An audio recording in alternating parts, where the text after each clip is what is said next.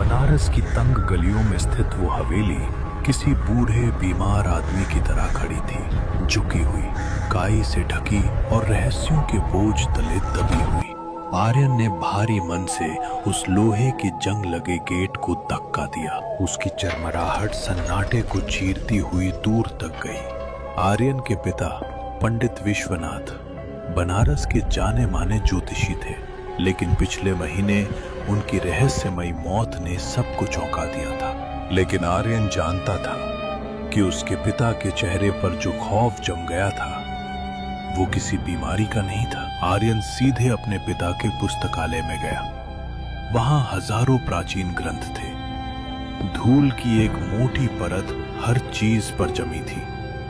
तभी उसकी नजर मेज पर पड़ी एक पुरानी डायरी पर गई। ये उसके पिता की निजी डायरी थी।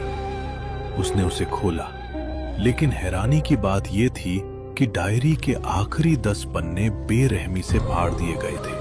फटे हुए पन्नों के किनारों पर काले रंग के धब्बे थे जो जलने के निशान जैसे लग रहे थे। तभी उसे महसूस हुआ कोई उसे देख रहा है। उसने झटके से पीछे मुड़कर देखा।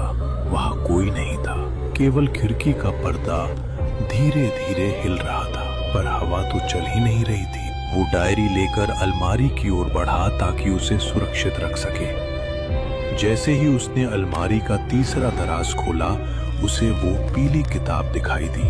किताब का कवर इंसान की खाल जैसा सख्त और खुरदुरा था। जैसे ही आर्यन ने उसे छुआ, उसके दाहिने कान के पीछे एक तीखी झंझनाहट हुई।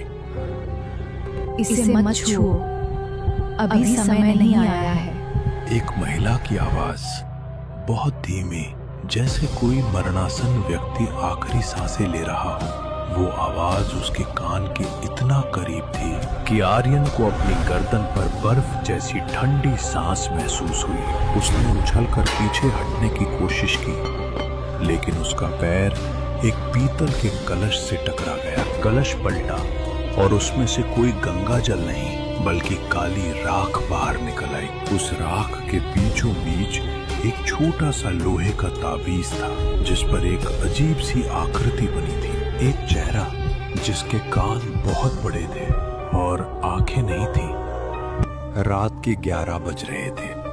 आर्यन ने सोने की कोशिश की, लेकिन नींद कोसों दूर थी। हवेली के पुराने लकड़ी के फर्श पर किसी के चलने की चरचर की आवाजें आ रही थी। अचानक उसके कमरे का दरवाजा धीरे धीरे खुला।